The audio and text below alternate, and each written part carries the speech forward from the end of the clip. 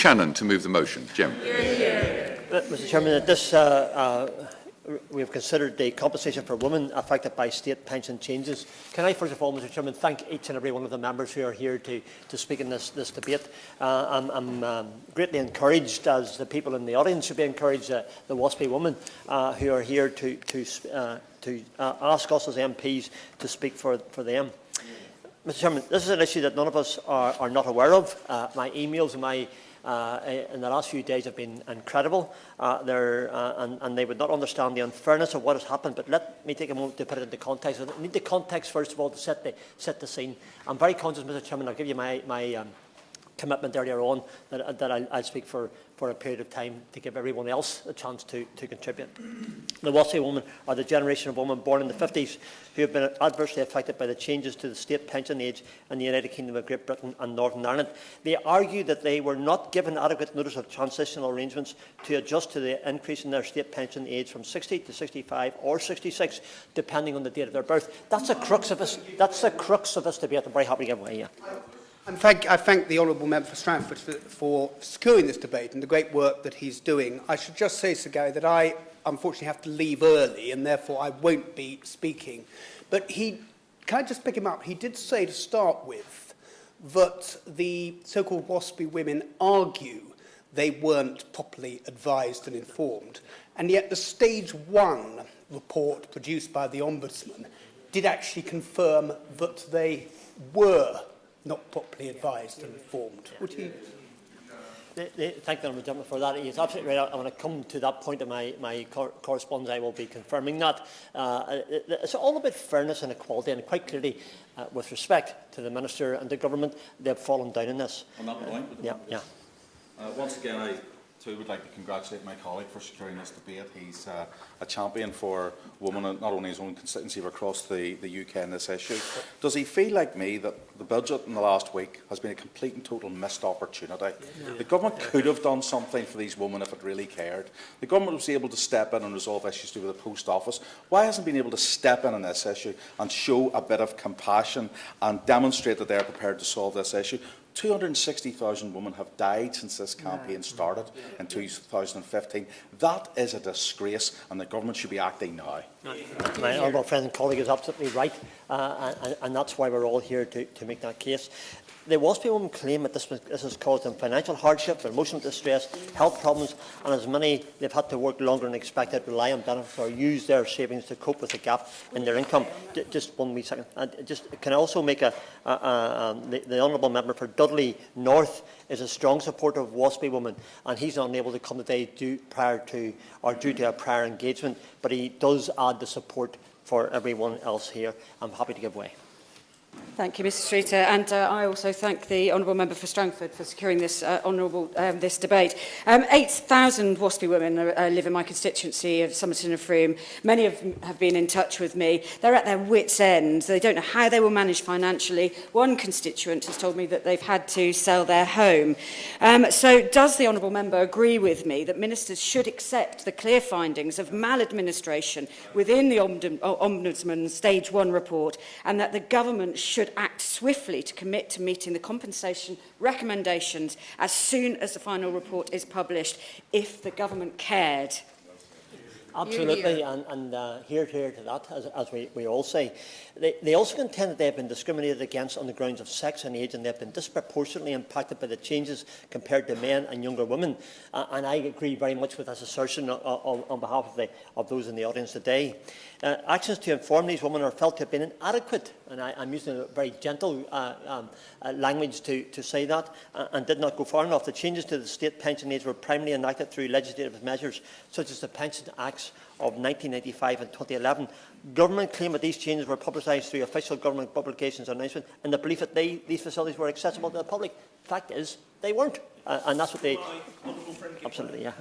I'm grateful to my honourable friend for giving way, and I too commend him on securing this really important debate. And I think he hits the nub of the unfairness here.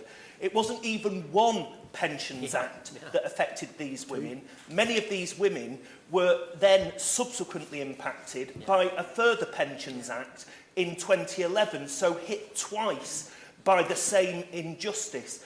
And it's all fine and well for the government to say that they don't accept this unfairness. The reality is that the Parliamentary and Health Service Ombudsman has already ruled that there was maladministration in the functioning of this policy. Isn't it time that the government just accepted that and did what's right by these women? Yeah, it certainly is, and I wholeheartedly agree. Jim Shannon. Thank you, Mr. Chairman. I wholeheartedly agree with what the honourable gentleman said, and yes, there is maladministration. I'm going to use that word in my correspondence shortly. And indeed, many of the women concerned may not be actively engaged with government or had knowledge of or access to government publications. In this case, how could they be informed to the extent that it would have made the difference? And that's the crux of the matter, the crux of the debate, and why we're all here. Equality for women in the pension system, there's been a level of unfairness. It is important to remember that women born in the 50s entered a labour market in a society that was different to what young women experience today. They began working in the 60s in their teens in a workforce where women were paid less than men and were expected to leave their jobs when they married or began a family. Quite happy to give way, please. I congratulate my honourable friend on securing this debate and for his powerful opening speech. I'm sure my honourable friend will agree it's important that we get on the record from the Minister here today that the DWP accept the findings of the Stage 1 report of maladministration and, most importantly, act swiftly to compensate the women and the families of the women who have passed whilst waiting for compensation. I thank the Honourable for that intervention. Everybody's interventions so far have added to this debate and reinforced the issue, which we're all... back in that time of, when ladies started to work, there were no remunerated childcare schemes in existence. It was not standard practice for them to be offered access to work pension schemes. So really, the DWP, with respect, Minister, have fallen down in this. They admitted, the DWP admitted in 2009 that direct communication with people affected by increases in state pension age was limited. And in 1995, leaflets explained the changes were available from the benefits agent, but only on request. In other words, if you want anything about it, if they even knew they asked for it, that's what you should have done. But the fact is, the DWP have a responsibility. 16 million voluntary letters in the form of automatic pension forecasts rejecting state pension entitlements, including to women aged at the time over 50. These letters did not, Mr. Chairman, did not include any details of state pension age or mention that state pension age was changing. Therefore, women were not fully notified, and that's what this debate's about.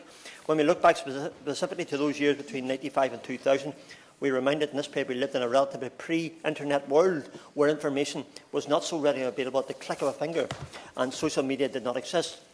In the late 90s, we only had 5 TV channels, 24, and a 24-hour broadcasting was still a thing of the future. The DWP survey of 2004 asked working-age adults about awareness of state pension age equalisation.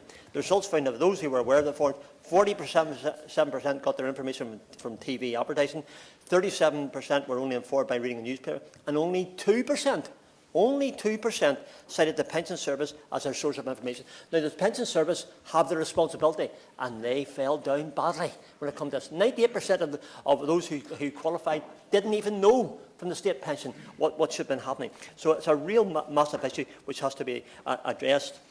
Despite the efforts made through television and newspaper advertising, accessibility to what we see now as those most basic avenues of communication were so limited to those women who were not security housed or in unstable domestic environments. The Welsh women deserve to be compensated for the injustice they have had to face, and that the compensation should be based on the principles of recognition, restitution and reconciliation. And I would suggest in my 3 R's, it's almost like going back to school again, Mr. Chairman, the 3 R's, but the 3 R's here apply to the Welsh woman and the pension. The first principle of compensation is recognition, and quite clearly there's a lot to do. This means that the government should acknowledge the harm and suffering caused by the impact of changes to the state pension age, and the inadequate communication of these changes and the failure to consult with the women concerned for the reasons I have outlined previously. Recognition is important for restoring the dignity and the trust of the women in this situation, and for validating their experiences and grievances. Recognition is also a precondition for achieving justice and reconciliation, as it shows that government is willing to take responsibility and to make amends for its actions. So that's what this is about today. It's about addressing the issue of There's been to date a resistance to offer a formal apology to the WASPI women, arguing that actions were lawful and reasonable.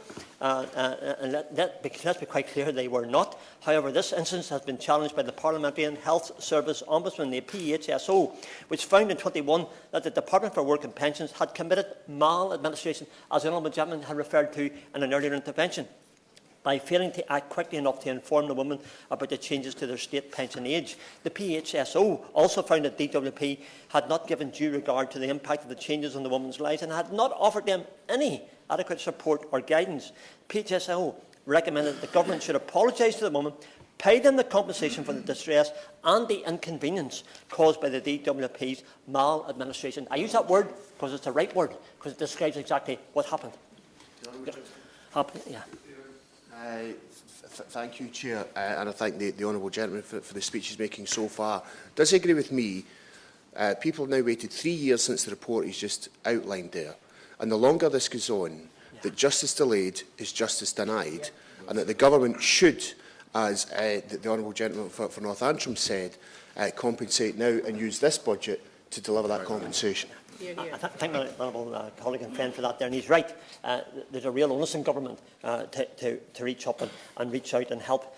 The PHSO also found that the DWP had not given due regard to the impact of the changes in the women's lives and had not offered them adequate support or guidance. The PHSO recommended that government should apologise to the women and pay them compensation for all these things. For the maladministration, government should take positive steps following the PHSO's findings and recommendations and issue that sincere and public apology to the WASPI woman. This would be the significant gesture of respect and remorse, both of those, and a first step towards repairing the relationship between government and the women that we all represent in this chamber today. Secondly, restitution. The second principle of compensation is restitution. This means that government should restore the affected women to the position they would have been in if the changes to the state pension had not occurred, or at least mitigate the negative effects of the changes. Restitution is important for compensating the women for the material and non-material losses they have incurred and for ensuring that they can enjoy a decent and dignified retirement. Wow, how much we all want to see a decent and dignified retirement. Restitution is also a way for correcting the imbalance and inequality caused by the changes and ensuring that the women are not penalised for their sex and their age. The WASPI women will have different views and demands on what constitutes fair and adequate restitution. Others want a bridging pension or a lump sum payment to cover the gap between their expected and the actual state pension age. There really has to be something, and we need to see that coming forward. Restitution that each woman should receive may also depend on their individual circumstances, such as their income, their health, and carrying responsibilities. Quite happy to give way. I'd like to join the chorus of congratulations to the honourable gentleman from Strangford for organising this debate. Like many here, I'm sure he will have constituents who are starting to receive draft reports from the Ombudsman about the second report, which is the thing which is going to trigger the payment of the restitutions that he's just mentioning. Obviously, they're in draft. We can't comment on them here right now. But were there to be a final conclusion of injustice to go alongside the maladministration, would you agree with me that it is both essential that there is rapid reaction from the government to deal with that and to respond promptly with a proper programme of compensation, but also that it's going to be incredibly complicated because lots of different WASPI women, depending on their age and their conditions, have a different level of injustice, and therefore anything has to be adjusted for that? Yeah, I do agree with that there, and obviously the Minister has taken copious notes, and the civil servants haven't had their head up since the debate started, so I'm suspecting and hoping that they will have the answers that we need. Government must adopt a flexible and tailored approach to restitution based on the needs and preference of the WASPI women. Government should consult with the women and the representatives, design a system of recompense that is fair, transparent and accessible. And I call on government and call on the Minister to consider the recommendations of the PHSO. If you do that, then we'll have a step in the right direction when it publicises its final report on the financial remedy for the women in due course. The PHSO has indicated that it will consider the impact of the changes on the woman's standard of living, health, well-being, as well as the availability and adequacy of alternative sources of income and support. Government should also ensure that the restitution is delivered promptly and efficiently. Yeah, do both those things, and that the women are given clear and accurate information and guidance on how to claim and receive their compensation. Government should also monitor and evaluate the implementation and outcomes of the restitution scheme and adjust if necessary to ensure its effectiveness and also its fairness. Thirdly, and lastly, Mr Chairman, reconciliation. The third principle of compensation is reconciliation. It's a word often used in society, but reconciliation is what we want here. This means that the government should foster a positive and constructive relationship with the WASPI women and their representatives and address the underlying causes and consequences of the changes to the state pension age. Reconciliation is important for healing the wounds and the divisions caused by the changes and for building trust and cooperation between the government and the women. Reconciliation is also a way of preventing similar injustice from happening in the future. And my honourable friend for North Antrim referred to that we do it right now, and then it will be in place for the future, and of ensuring that the pension scheme system is sustainable and equitable for all. The government should engage in a dialogue and partnership with the women and listen to their views and concerns. The government should also involve the women in the decision-making and policy-making processes related to the pension system and ensure that their voices and their interests are represented and respected. Government should also recognise and celebrate the contributions and achievements of the WASPI women. They have done much, and we salute them and thank them for that, and support their empowerment and participation in society. Government should also address the broader issues and challenge the fact that the pension system and the ageing population, such as the adequacy and security of pension income, the availability and affordability of social care, the quality and accessibility of health services, the diversity and inclusivity of the labour market, and the promotion and the protection of human rights. Government should adopt a holistic and long-term approach to these issues and seek the input. Yes, ask the WASPI women for their input and the collaboration of various stakeholders, including the WASPI women, the other pensioners, the workers, the employers, the civil society and the public. Compensating 3.8 million WASPI women is not only a matter of rectifying past injustice, but also a recognition of the hardships that they have endured due to the sudden and unexpected changes to their pension entitlements. And very importantly, recognition of their place in history, helped by this wonderful, wonderful post-war generation of women from all communities right across this great United Kingdom of Great Britain and Northern Ireland. Thank you. I was hesitating before intervening on my. I haven't finished. You finished? I'm giving away. Give way. That is great. Yeah, thank you very much, Guy. I apologise. I was hesitating from actually saying anything because I didn't want to stop him in his flow. And in his flow, he was setting out what government needs to do.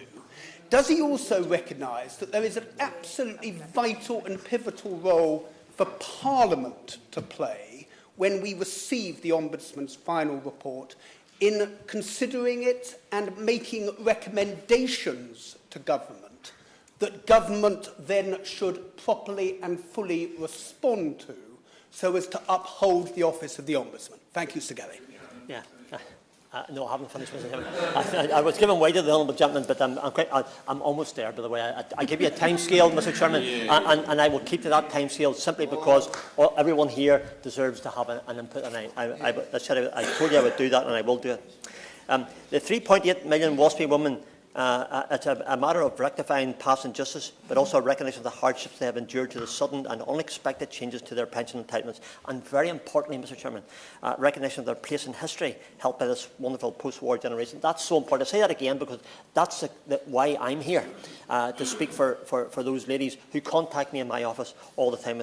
These are the women who have collectively and individually played a pivotal role in shaping and inspiring change in society. We salute those women for what they've done over the years, and I think it's important. They've contributed to the workforce and society throughout their lives, and they deserve to retire with dignity and financial security. My last paragraph, Mr. Chairman, to adhere to our discussion.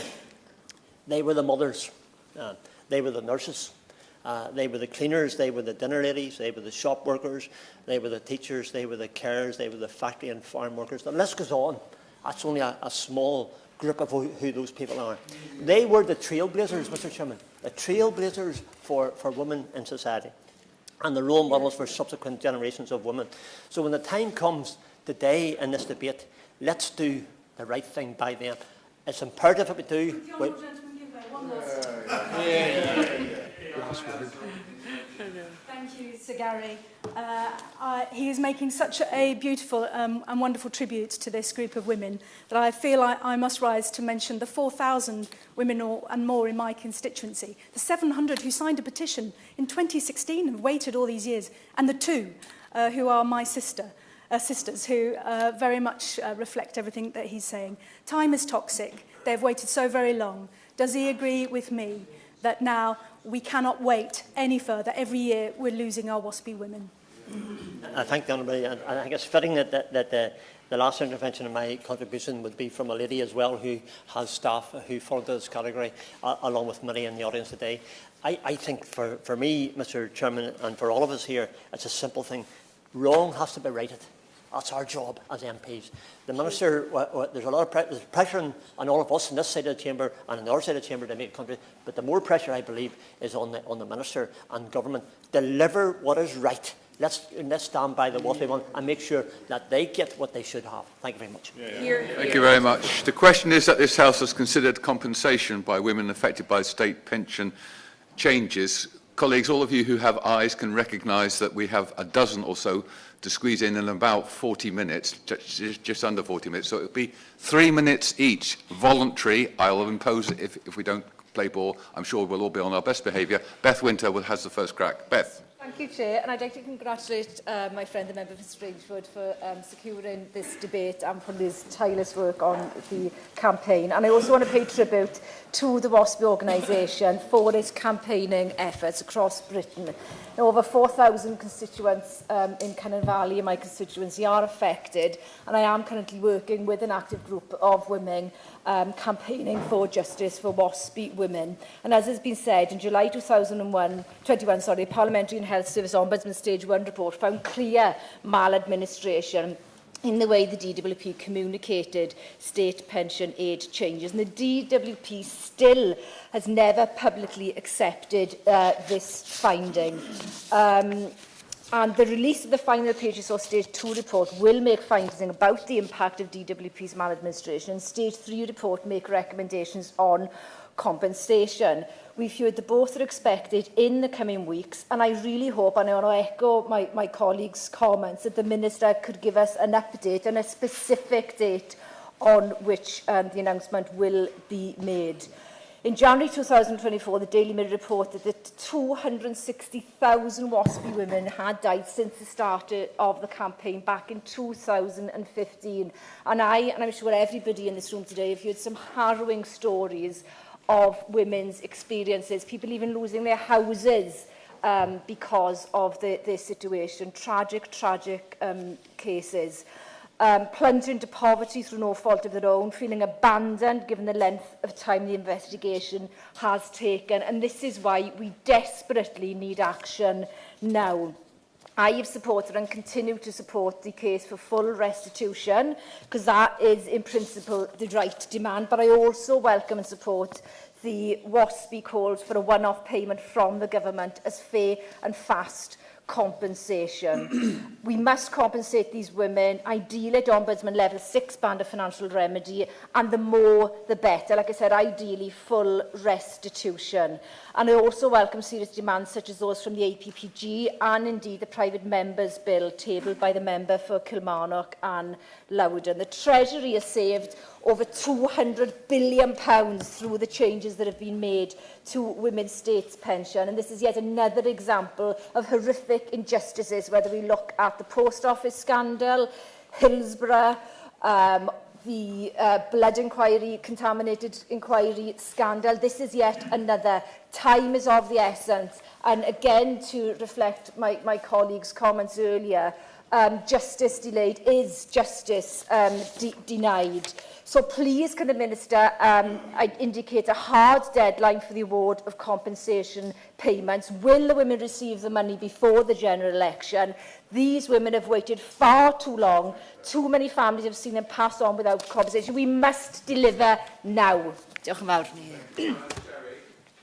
Thank you, Chair. And timely debate. Chair, the Government's failure to come forward with proposals for compensating the Women Against State Pension Inequality campaign is a disgrace. Tens of thousands of women have been plunged into poverty through no fault of their own, and many of them now feel abandoned given the length of time that this investigation has taken. Plus, their situation has been severely exacerbated by the cost of living crisis. As others have said, the government has shown that it can act swiftly to end long-running injustices when it feels the need to do so, and I very strongly feel that the WASPI women should be afforded the same justice and dignity as victims of the Post Office scandal, and that should happen without a further delay. We must never forget the reality of what's happened here. 3.8 million women were given the bombshell news that their state pension age was going to increase from 60 to 66, just as they were about to retire, and when it was too late for them to do any proper financial planning. Many were already in ill health, and others had taken early retirement and were planning to kind of hang on until they were aged 60 when they would receive the state pension, and all their hopes were dashed. Now, last week we celebrated International Women's Day, and on Sunday we celebrated Mother's Day. But all the fine words about women's contribution to society mean nothing unless action is taken to compensate women who have been so badly treated as the WASPI women. And in Ireland last week, we saw a salutary lesson of how a government who tried to write women off can be defeated when women and their supporters rise up to protect their rights. Now, this government needs to remember that the WASPI women have votes, and so do their husbands, so do their partners, so do their children, and so do their friends and supporters. Chair, it's very important to be very clear what this debate is about, because the Department of Work and Pensions sometimes have a bit of a habit of muddying the waters. The WASPI campaign have spoken to me, and they want me to stress today that their campaign is for fair and fast compensation. They've always supported the pension equalisation between men and women. Their issue is with the unfair way in which the changes were about. So I'd like the Minister to reassure me that in future, when the DWP are asked for comment on the WASPI campaign, they stick to the facts of what it is about and don't issue misleading statements conflating it with other campaigns. The questions the Minister must answer today are very clear. Others will enumerate them, and I make no apology for doing so now, because I want to make sure the Minister and those advising him have the questions fully noted and that they answer them at the end of this debate. 1. The PHSO Stage 1 report was published in July 2021. Do ministers accept the clear findings of maladministration within this first report? 2. It was said around the time of the Stage 1 report that ministers could be proactive in finding a remedy. Do ministers regret not taking this advice and moving more quickly, rather than leaving more and more women waiting and some dying with justice not being done? 3, and finally, given that the investigation by the PHSO has taken more than 5 years and over 250,000 affected women have died during the lifetime of the WASPI campaign, do ministers think the system as a whole has treated women acceptably? Bob Seeley.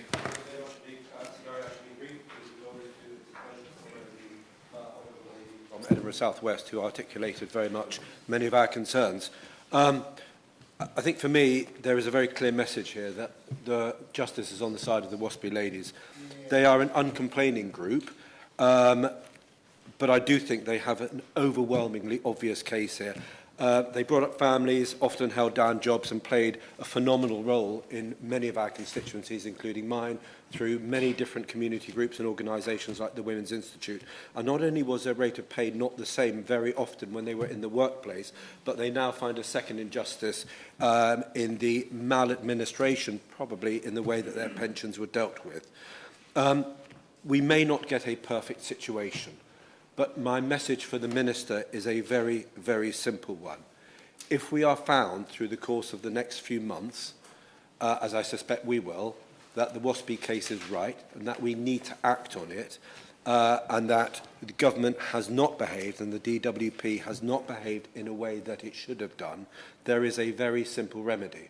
I personally would love to see a May election, but if we go through to November, the likelihood is that there is going to be another financial statement this year from the government.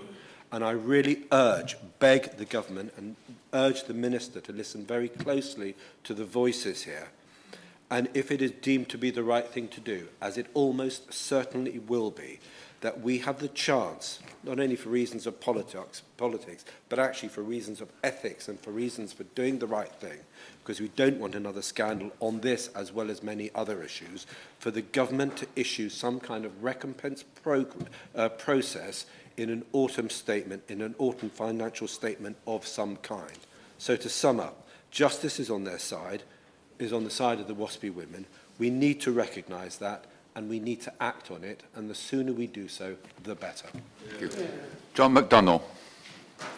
Sometimes we don't have a collective memory here, so I want to go through some of the history very briefly, the last 10 years in which I've been dealing with this along with others, because we need to learn the lessons of that.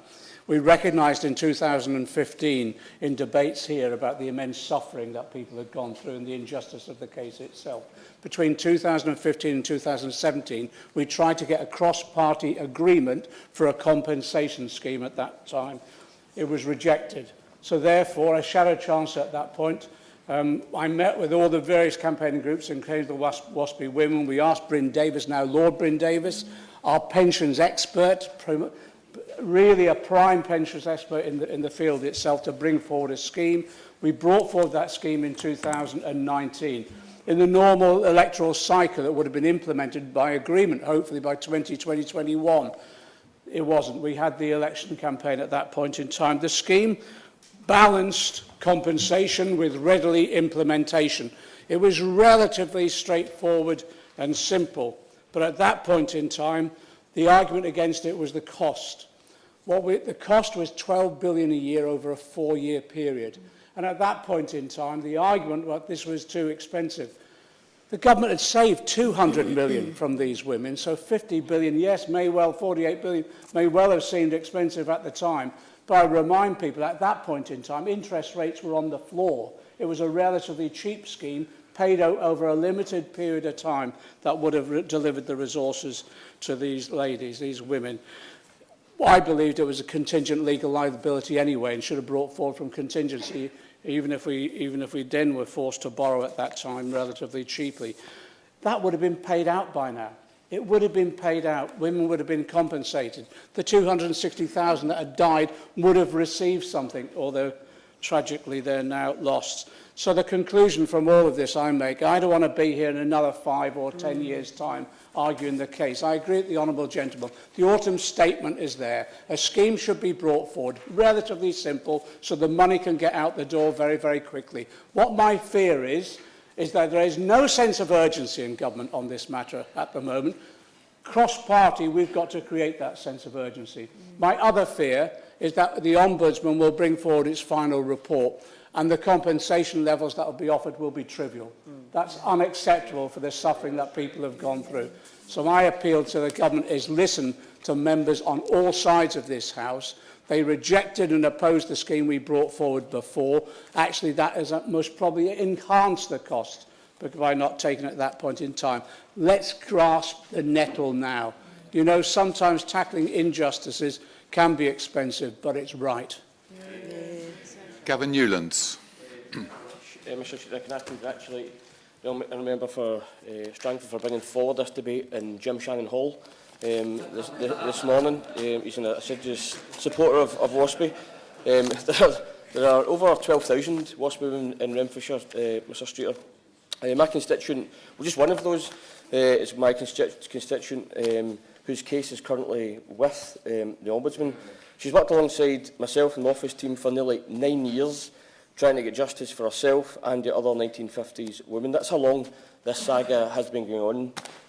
In fact, just the other week, I had my 1,000th constituency advice surgery, which she came along to, and we joked that I think she'd been at 100 of them. But like the rest of my jokes, it isn't funny, Mr. Streeter. The Ombudsman was in no doubt that maladministration took place under the DWP's watch. What is scandalous is that the DWP refuses to accept those findings and instead has buried its head in the sand and left complainants in limbo. The Ombudsman itself stated, we would also have proposed recommending DWP provide appropriate remedy for others who have suffered injustice because of maladministration. However, DWP has refused to accept our findings of maladministration. Complainants and others affected by DWP's maladministration urgently need resolution. Now, 1950s women have, through no fault of their own whatsoever, experienced huge financial detriment to themselves and their families.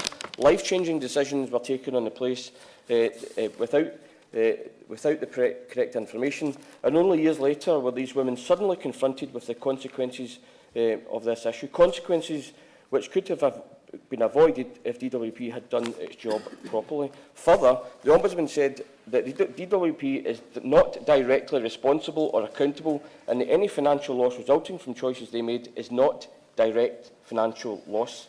I could not disagree with this conclusion anymore. Women should have been taken at their word and not asked to prove counter-evidence to a standard that is utterly unrealistic and impossible for many. There has to be accountability for those failings which the Ombudsman clearly highlighted, but there also has to be justice for those women who are let down by the system and compensation for those who have been adversely affected by decisions taken by the DWP out with their control. My constituent has worked for 50 years, paying her national insurance contributions all along the way, yet does not receive the full state pension. And yet the Ombudsman also concluded that she would only be due compensation at a lower level, at 1 or 2. This is in no way equates to the enormous impact it's had on her physical and mental health following decisions she took long before she was made aware of any changes to her pension age. There are too many women who have sadly passed away over recent years before seeing some closure for the injustice they have suffered. They will never see compensation or any kind of remedy for what they and their families have gone through. It's time for this government, or indeed any incoming government, to do the right thing by these women and ensure state pension justice for all the women, including my constituent, who have been victims of the DWP's failings and who have campaigned tirelessly for this injustice. Kenny McCaskill. Eloquent speech putting forward the case. The two aspects I wish to concentrate on are obviously the injustice and restitution. There is a manifest injustice. Others have mentioned similar injustices that have taken place in our society. Horizon is ongoing, the blood scandal, Windrush, all of these things. They may be down to individual error, they may be corporate error, they may be departmental error. There may require to be criminal proceedings in many instances, there may require to be disciplinary action. But equally, we do require, as a society, to sort out and resolve that manifest injustice. That's why, for example, we have schemes such as the Criminal Injury Compensation Scheme. We live as a society, and those who suffer and sin against one is a sin against all, and the state requires to ensure that they're compensated, especially when it's carried out by a government department. That takes us on to restitution. Because the damage that has been inflicted upon these women is not simply that can be quantified, because there's also an unquantifiable loss, which is why the restitution must take some account of the pain and suffering. The situation is that when you grow up and you move from childhood to the world of work, you have dreams and aspirations. Sometimes they may not be fulfilled. For many, they might not be fulfilled, but their dreams exist. But similarly, as you reach an age where you prepare for retirement, many people have dreams about what they wish to do. For some, they may not wish to retire, that's perfectly legitimate, but others do feel that they have contributed their bit. They wish to have some time of their own doing what they want. That may simply be looking after grandchildren, it may simply be tending the garden. It might be that they wish to sail round the world or indeed write a novel. That is a matter for them. But they have those dreams that they were entitled to receive. And yet the problem is that the changes that were done and the instances and the injustice that has been inflicted upon them has taken those dreams away. Many have not been able to look after the grandchildren as they wished, or indeed be able to tend the garden as they wanted, and never mind any of the other more prosaic things that I've suggested they may have been able to do because they've required to keep body and soul together. In Scotland, in damages claims, you do have quantifiable loss, but you also have something we term solation, which is for the pain and suffering that has been inflicted and sustained by the individual. It's very hard to quantify that because you can't say that they've not been given this level of benefit or they've had to pay out this in some other aspect. But there has to be some recognition that these women's dreams were taken away in many instances, that they have not simply suffered a financial injustice, but they have been denied the ability to carry out what they wanted to do, that they prepared to do, and that they should have been entitled to do.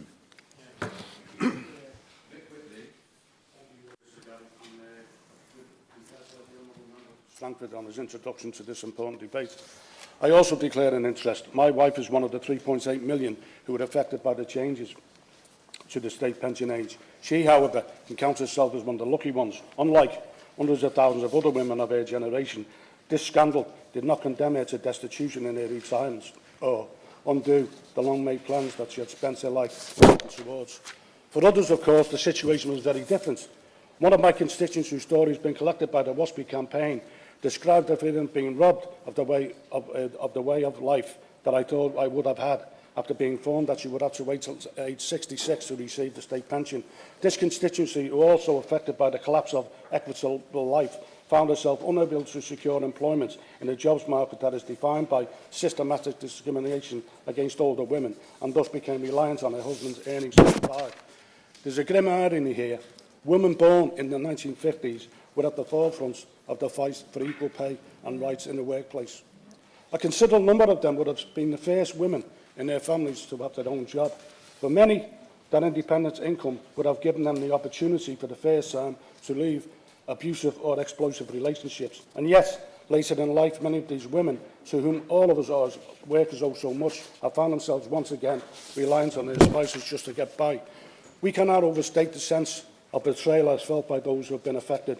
A generation of women who were promised, as I was, upon leaving school, that the state would be there to provide a level of safety and security later in life, and have instead found themselves struggling to survive during the worst cost of living crisis in living memory. Last year, the WASPI campaign found that 70% of its members have been forced to reduce their weekly spending, with more than half struggling to pay essential bills and 1 in 4 struggling to afford food.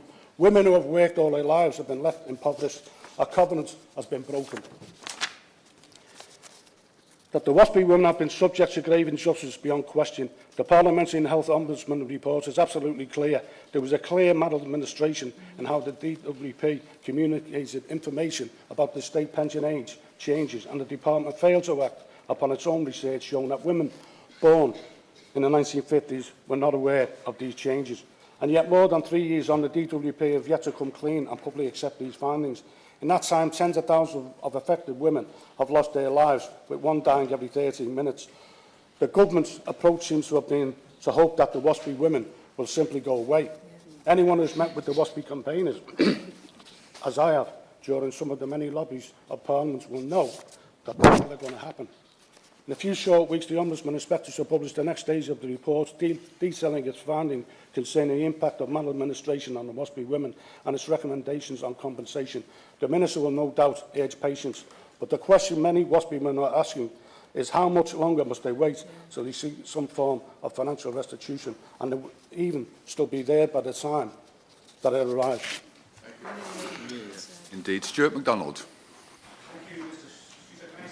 Paying tribute to the honourable member for Strangford for his persistent and indeed powerful advocacy for the WASPI cause.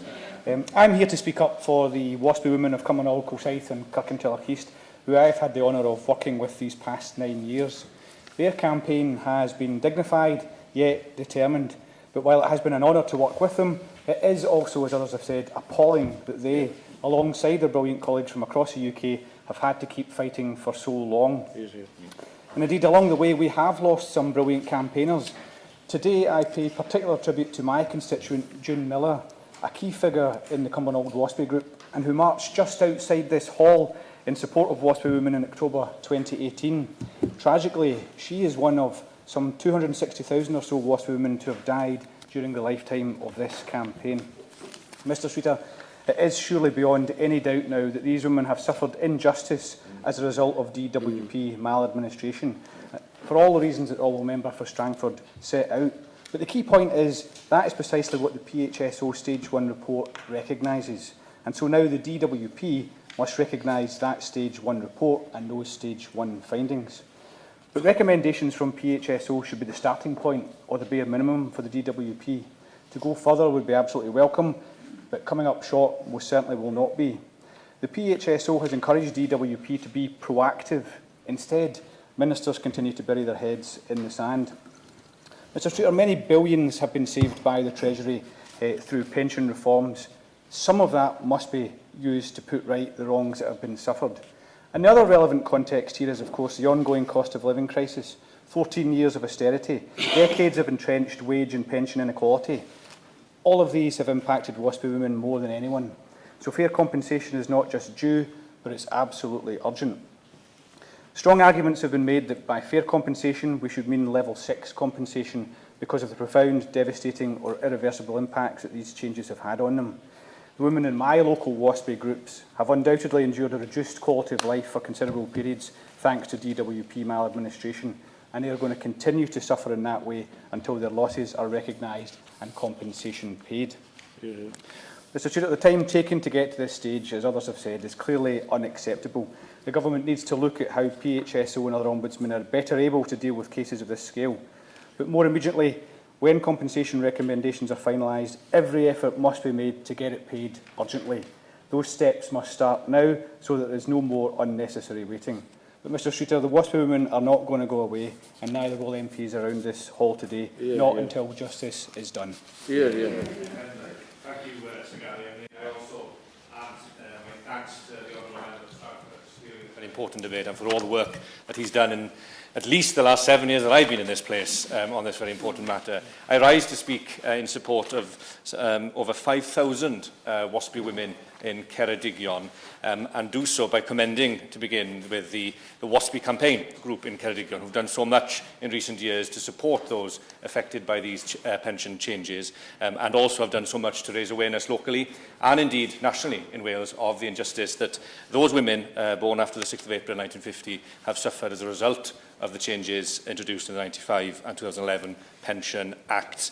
Others have mentioned today, I just want to reinforce the point that this is a generation of women that have suffered greatly throughout their lives. The injustice that they're suffering now has sadly just come upon a lifetime of many injustices. They, as we've heard earlier in the debate, will have entered an unequal workforce. They will have suffered greatly in society as well, due to the inequality that previously plagued the United Kingdom's society as they grew up and came into adulthood. Nevertheless, they are the generation of women who have contributed so much to bring about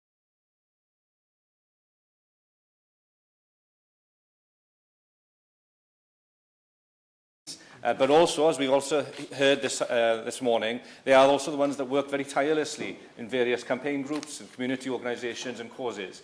And yet, after a lifetime of working diligently, they find themselves at the very end having to suffer financially and in terms of emotional harm due to changes introduced by the state which were not communicated to them as they should have been done. The fact of the matter is that many of these women have, as I think a previous speaker mentioned, do not complain. They live their lives according to the law, and they expect, very reasonably, that the state then recognises that contribution, that social contract, if you like, and yet they've been failed so terribly by the fact of the matter that the Department for Work and Pensions failed to communicate these changes to their pension entitlements.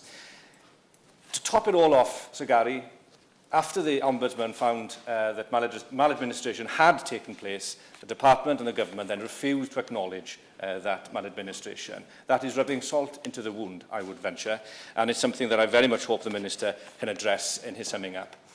Others have mentioned how these women have not only suffered financial harm, but also social harm, and their quality of life has been severely impacted. And that's for that reason, I believe that when it comes to compensation, we do have to move away from the level 5 offered by the Ombudsman. It needs to be much higher to reflect the fact that not only have they suffered financially, but also their lives have been put on hold. And, as has been mentioned, sadly, many of them have passed away before seeing justice. So we cannot waste any more time on this matter. Thank you. Alan Brown.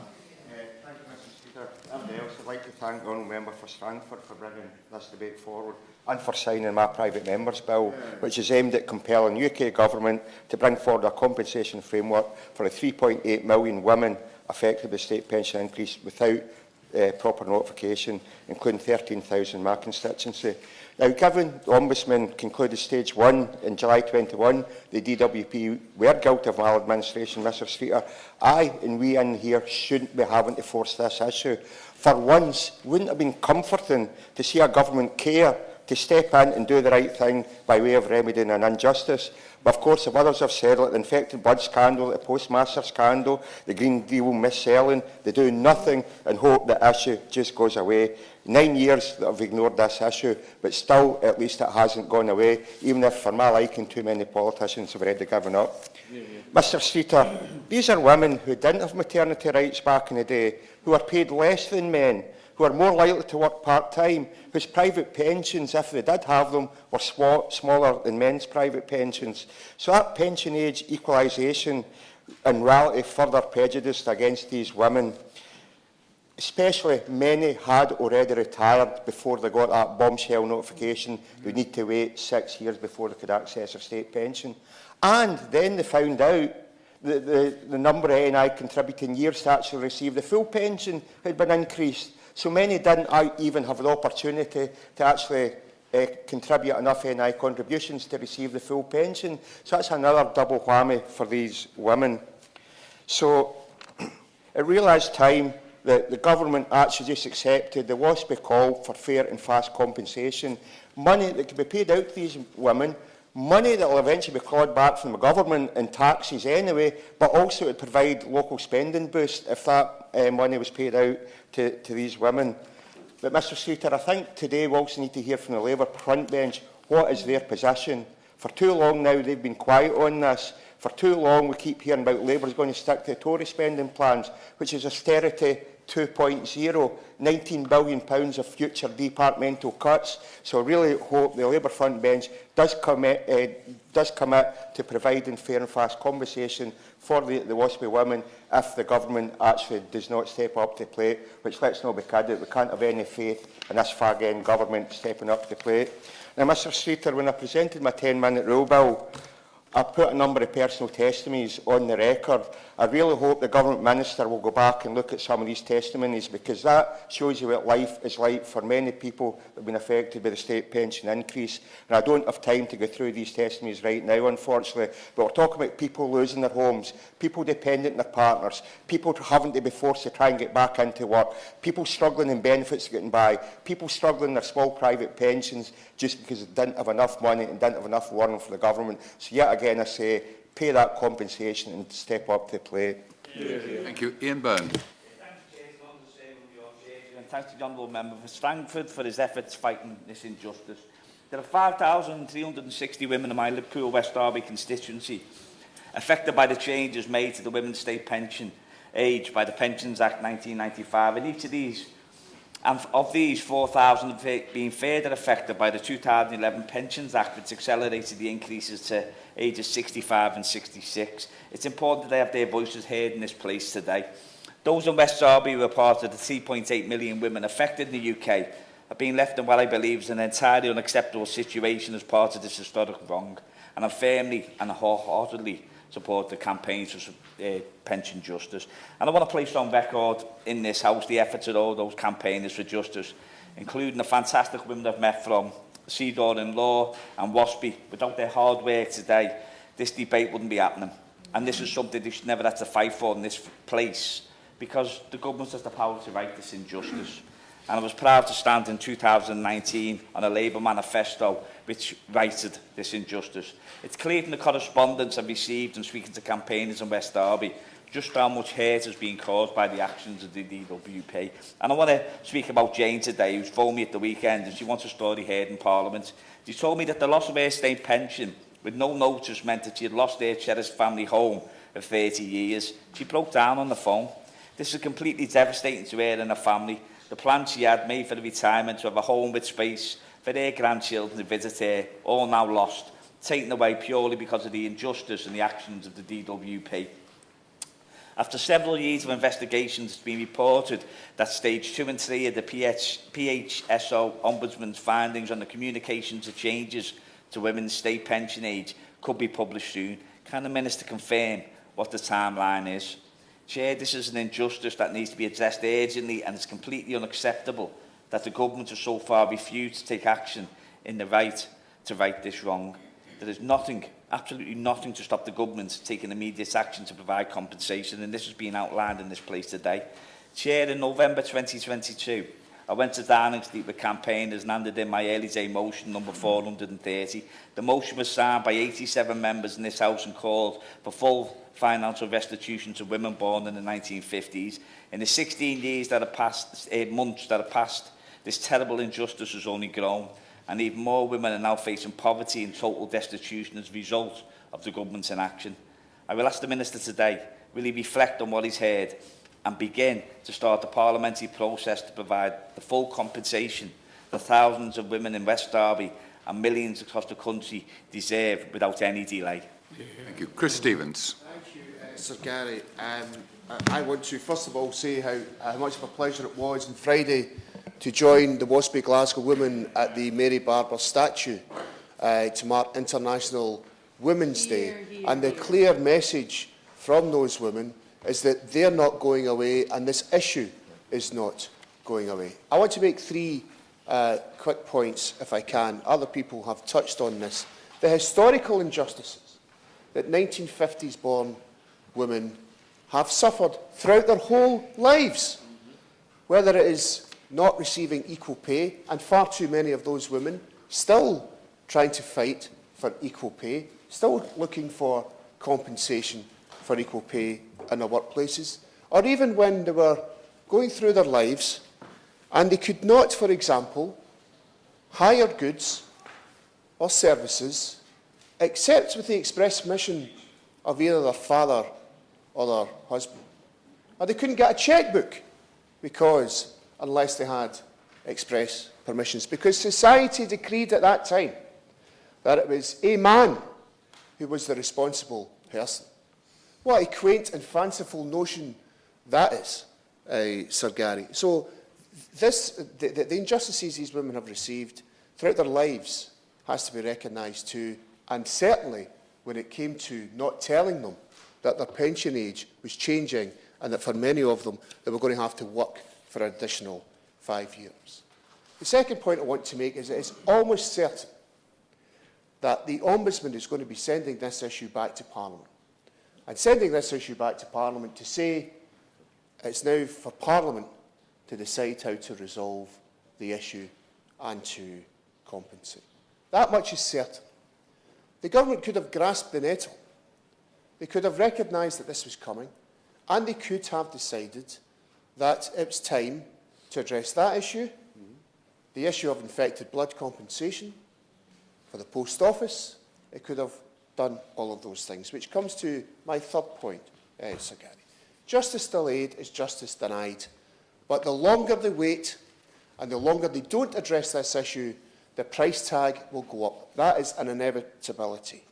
We have a budget this week that had £46 billion of unfunded tax cuts, and that £46 billion could have addressed all of those three issues that I have mentioned. And I hope the Minister, when he is on his feet, will tell us how this government should do it, because it should be up to this Parliament to decide it and not try and dump it onto the next Parliament. Thank you. Thank you very much, and thank you, colleagues, for your cooperation. We're now bang on time, so we turn to our front bench spokesman, Patricia Gibson, SNP spokesperson. Thank you, Mr Streeter, and I am delighted to participate in this debate today, and like so many other speakers, I wish to pay tribute to the Honourable Member for Strangford for bringing it forward. And I want to begin by also paying tribute to the WASPI women who have campaigned so very hard with so much dignity and determination. And I wish in particular to pay tribute to Ayrshire WASPI and Cunningham WASPI campaigners whose resilience and strength has truly been inspirational in their quest for justice, especially in the face of ongoing extreme provocation through inaction and intransigence from the UK government on this very important issue of social justice. Now, the UK government has a moral duty to deliver justice to the WASPI women, the justice that they need and deserve, and we need that to happen urgently. There are 10 clear, perfectly reasonable asks from the WASPI campaign to reach a fair conclusion for the women affected, all of which I and my party fully support. And I don't have time to list them today, Mr Chair, but they are very clear and very reasonable asks and should not be in any way controversial. For years, the women impacted have not just been left in limbo.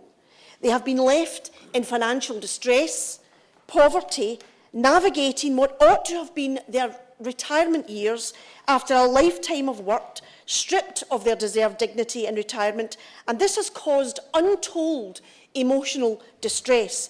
For 5 long years, the WASPI women affected have waited for the Ombudsman's investigation to end and for its final report and adjudication to be published.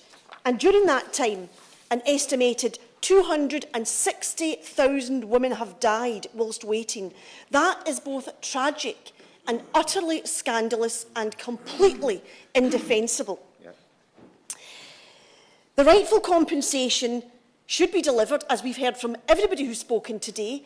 It must be delivered promptly, and it must be meaningful and reflective of the hardship and distress and injustice suffered by these women as well, and it must also take into account the significant sums wrongly withheld from these women. There must be no more obfuscation, there must be no more avoidance, there must be no more excuses. The UK government must at long last deliver for these women. There are no more hiding places. Like everyone else in the debate today, I am very angry at hearing over these years how WASPI women have had their retirement plans upended, their hardship that they've been thrown into. And all of this, of course, has been exacerbated by a cost of living crisis with soaring food prices, soaring energy prices, rising interest rates, higher mortgage payments. Injustices have been worsened by appalling government incompetence and mismanagement, as well as government arrogance and a tone-deaf attitude to WASPI campaigners. And I wish to draw the Minister's attention again to the private member's bill from my colleague from Kilmarnock and Loudon, which would require the Secretary of State to publish proposals for a compensation scheme for women born between the 6th of April 1950 and the 5th of April 1960 inclusive, who have been affected by the increase in the state pension age. Having robbed women of their rightful pension, the government, as everybody is urging them to do today, to turn their attention to putting it right. Because that's how WASPI women feel. They feel that they have been robbed. Now, to govern is to choose, and good governance must have justice at its core. But tell that to the WASPI women, tell that to the victims of the Horizon scandal, and tell that to those impacted by the contaminated blood. Those people would not agree that the government has justice at its core, and why on earth would they?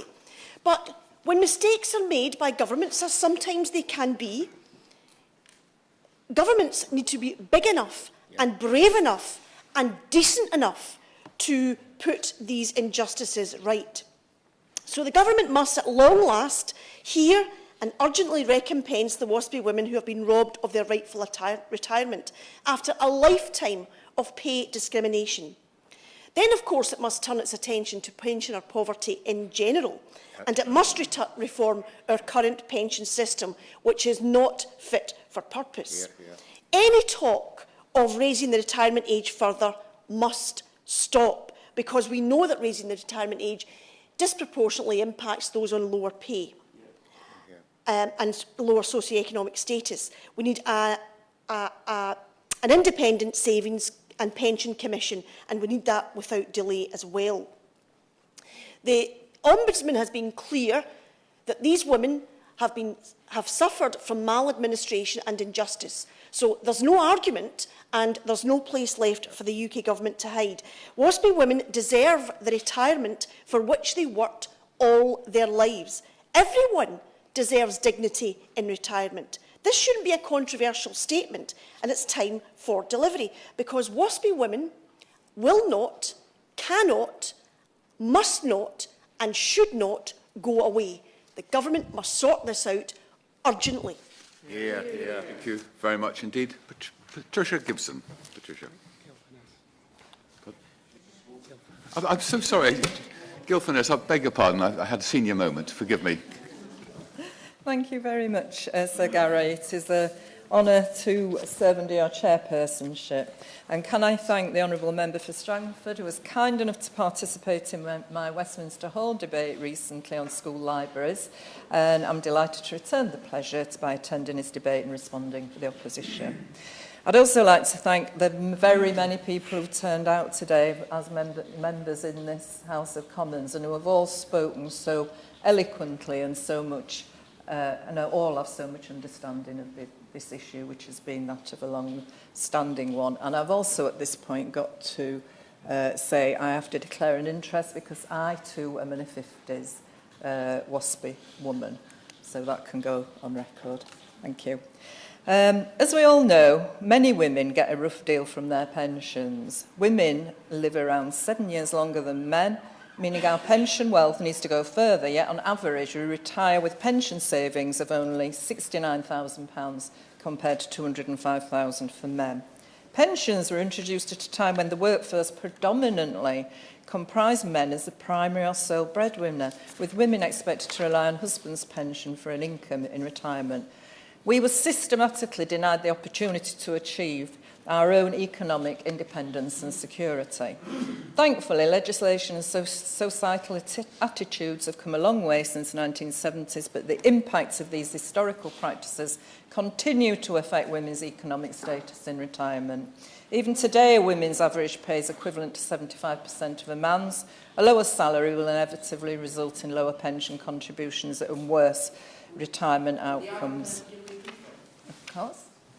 Thank you very much for giving me, and congratulate also the Honourable Member for bringing this debate. And those inequalities you talked about, although many of us are not directly affected, there cannot be a family in this country who does not have a woman or a close relative who has been affected.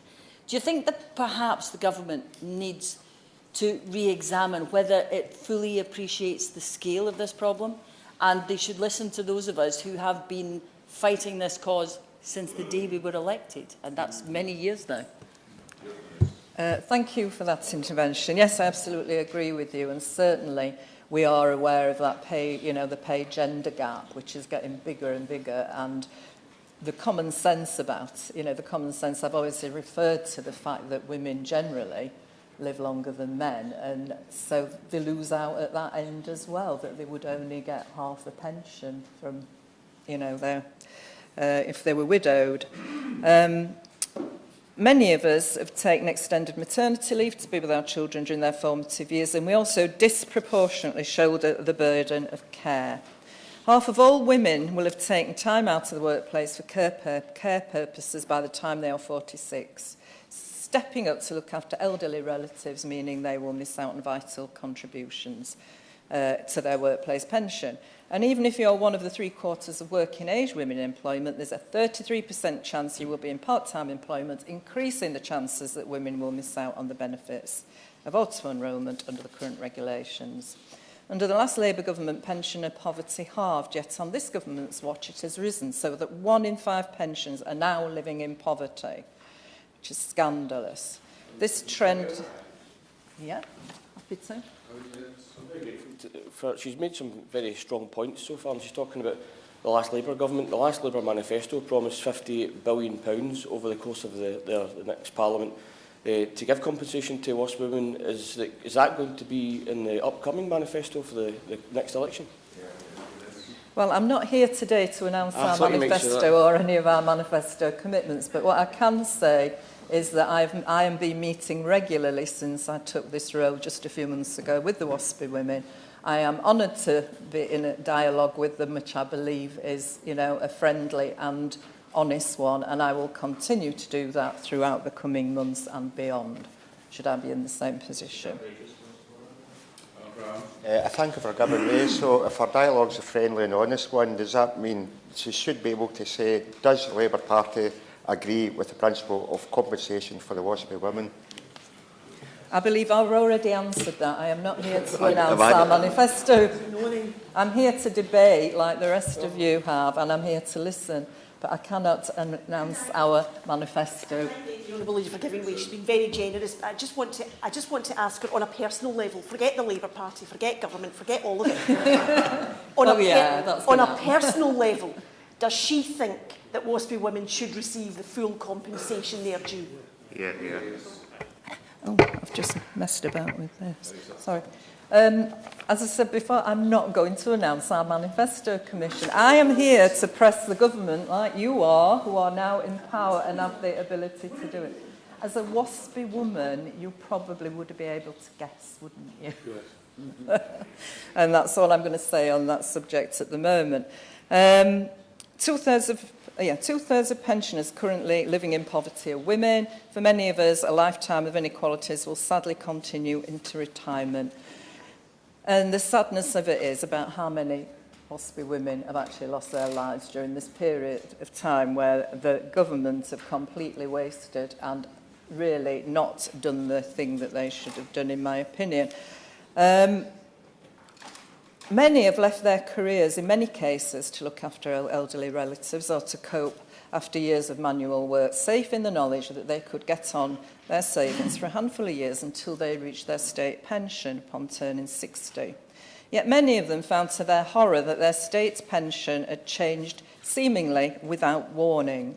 Over the years, I have heard harrowing stories from both constituents and friends who are truly struggling, torn between whether to heat or to eat and unable to cope with the costs of their mortgage or their rent. Pensioners are amongst those hit hardest by the cost of living crisis, and the government's failure to get a grip on the situation has led to rampant inflation and food prices spiralling out of control. While I support the policy of state pension equalisation, it's painfully clear that the way in which it was conducted was shambolic at best.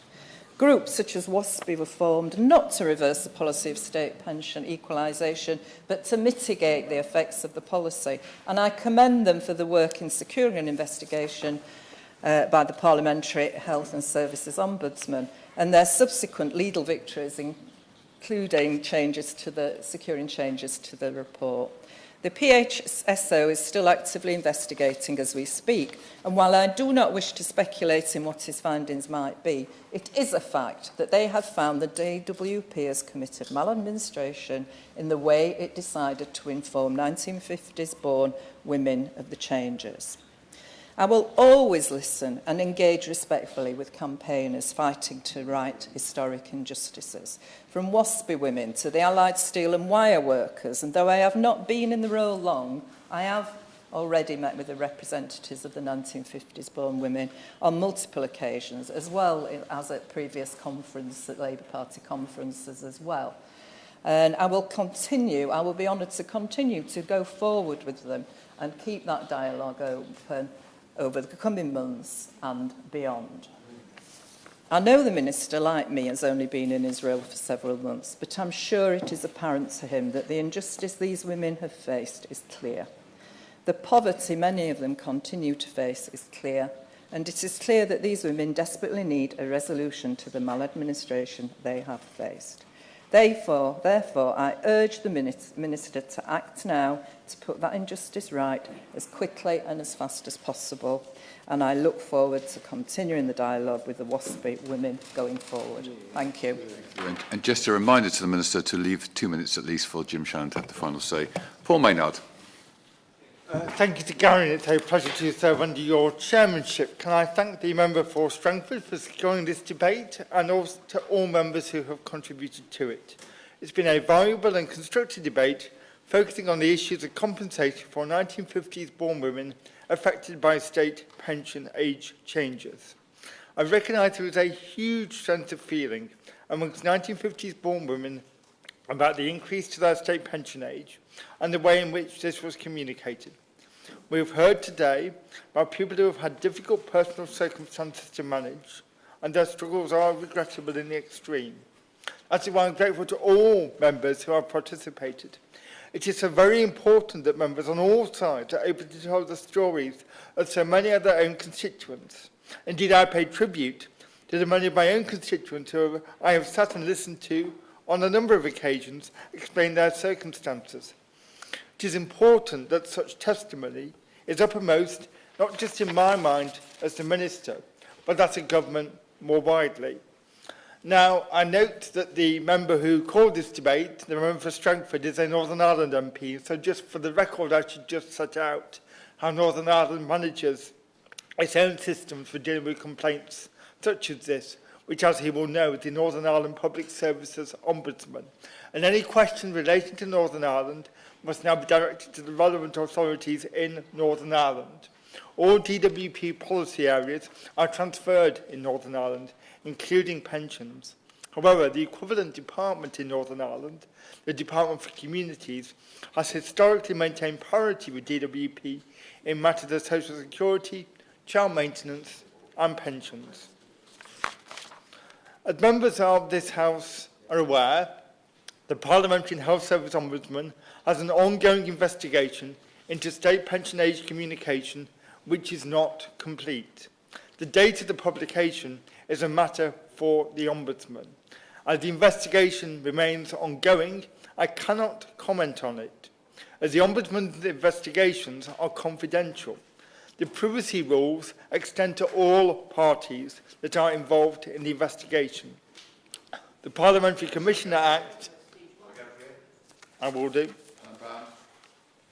I thank him for giving way, and he is right about probity and the fact that Ombudsman's investigations are to remain quiet, but does accept that after stage one, it's still in the government's hands to bring forward compensation. It doesn't have to wait until the conclusion of further stages.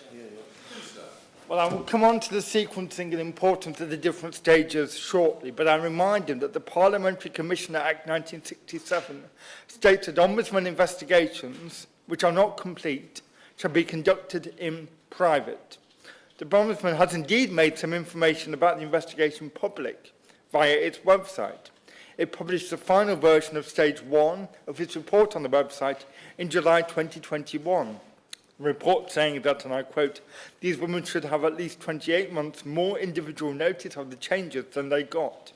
These findings relate to a specific window of time, between August 2005 and December 2007. The report also found, and I quote, that between 1995 and 2004, DWP's communication of changes to state pension age reflected the standards we would expect it to meet. I know that there is frustration amongst members of this House and their constituents around how long the investigation has been ongoing, that the Ombudsman has yet to publish his final report. It is a complex investigation which spans over 30 years, as equalisation of state pension age was enacted in 1995. The Ombudsman provides an independent complaint handling service for complaints that have not been resolved by UK government departments and the NHS in England. The Ombudsman is managing the investigation in stages, and publication of the final report is, as I said, entirely a matter for the Ombudsman. The DWP is mindful and will happily give way. My right for giving away, and I totally understand what he's saying about the timing of the report. Is there any indication that he can give this group of members of Parliament as to when that report, a rough time for when that report is going to land and when it will be published? Thank you. As I think I've already said, the matter of the timing of the report is for the Ombudsman to determine, and I've received no indication from the Ombudsman of the timescale to which he is working, much as I'm sure we would all like to know the date when it is coming. The Department for Working Pensions has to be mindful of its independence, but we are cooperating fully with the investigation. We believe it is important to let the independent process conclude so we can then carefully consider the findings and the recommendations that may arise from the final report. I will give way briefly. I wonder if he can just repeat for the record and give us that cast iron guarantee and reassurance that his department is fully cooperating with the Ombudsman. I can indeed give that insurance. As I just said, we are fully cooperating at every stage of the Ombudsman's investigations. Thank you. I understand his position in terms of the specifics and the dates, and it's perfectly clear that we're not going to get any indication of a timeline. But does the Minister accept that the WASPI women paid their dues, that they did their part, and that we've already seen that maladministration has been found? And does the government accept that the breaking of this trust is very much the breaking of a trust upon which our entire democracy is built, and that WASPI women deserve justice as soon as they possibly can?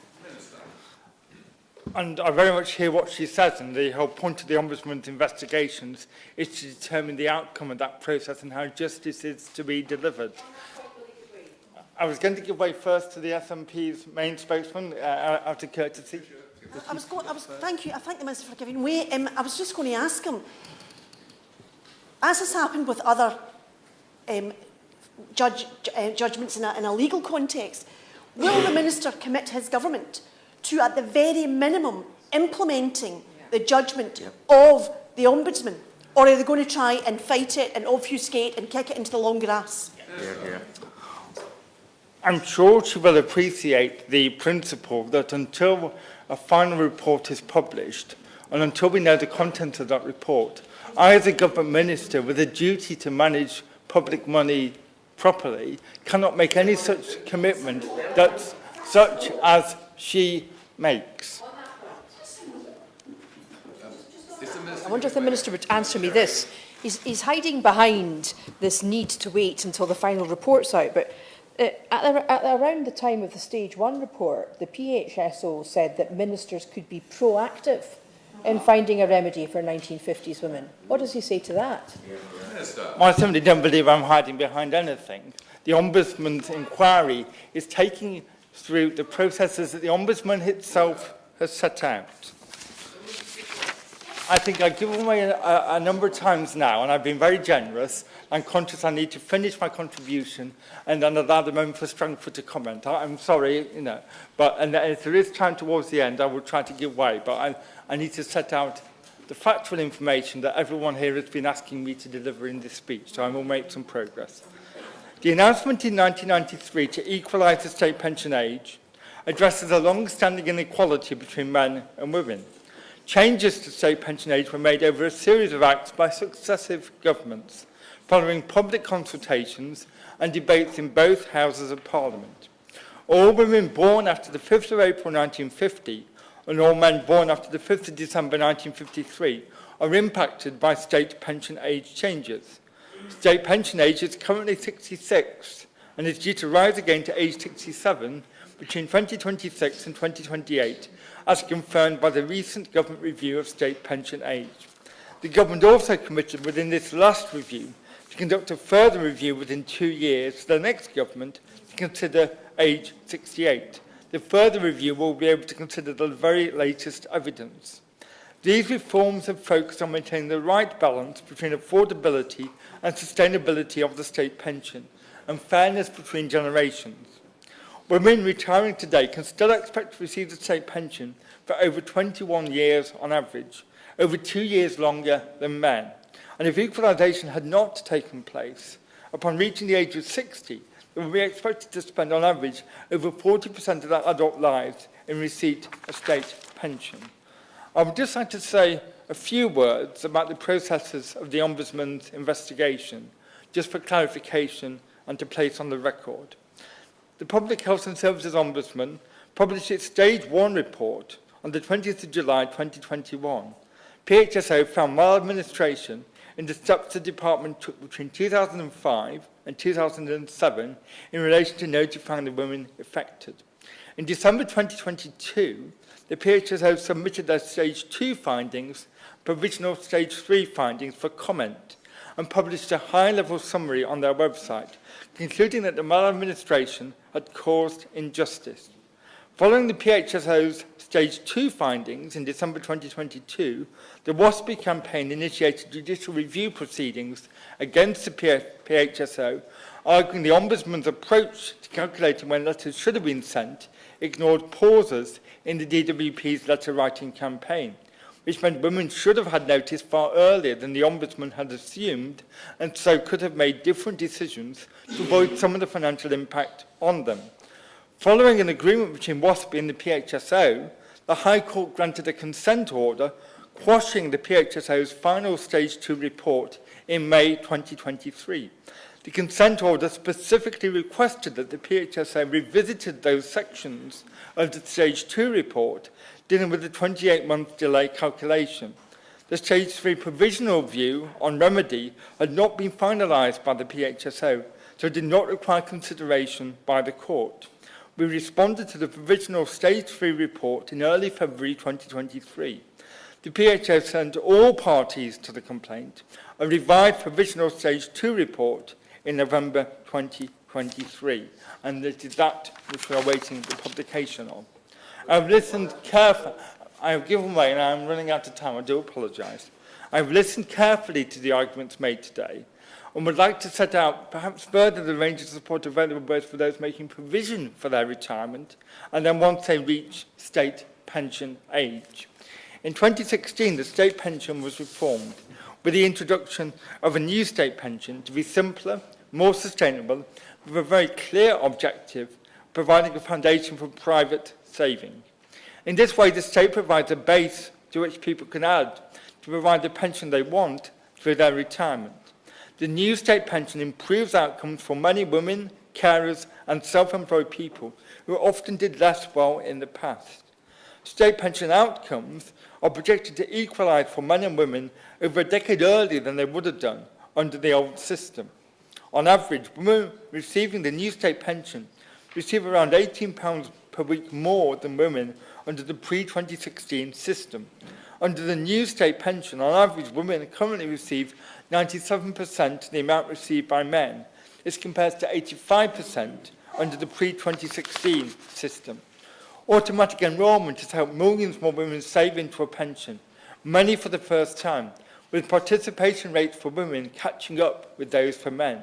Pension participation among eligible women working in the private sector was 86% in 22, up from 40% in 2012.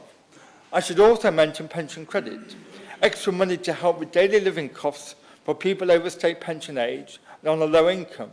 It tops up a person's other income to a minimum of £201.05 per week for single pensioners and £306.85 per week for couples. People with a severe disability, carers and those who remain responsible for a child or young person who lives with them can get more. Pension credit can also include extra amounts for certain housing costs, such as ground rent or service charges. The pension credit caseload is just under 1.4 million, of which 66% are female. In fact, of the total caseload, 63% are single women. People receiving pension credit may also get help with other costs, including rent, via housing benefit and council tax. The latest statistics show that in 2021 to 22, the poverty rate for pensioners had decreased by 2 percentage points since 2010. Similarly, for both female and male pensioners, there was a decrease of 2 percentage points over the same period. In 2021 to 22, there were 200,000 fewer pensioners in absolute poverty after housing costs than in 2010. For 2024 to 25, working age and extra cost disability benefit rates will increase by 6.7%, and relevant state pension rates, including the standard minimum guarantee in pension credit, by 8.5%, following the 10.1% increase in April 2023.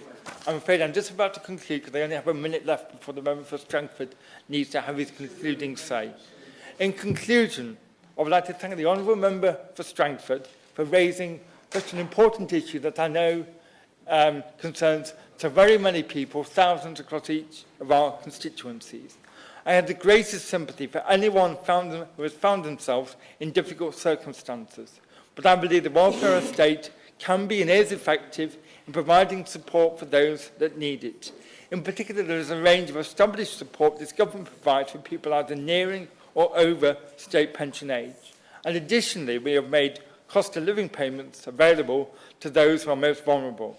As I have outlined, the government takes the matter of state pension age extremely seriously. The department is committed to giving the best service it can, and we will very carefully consider the Ombudsman's final report.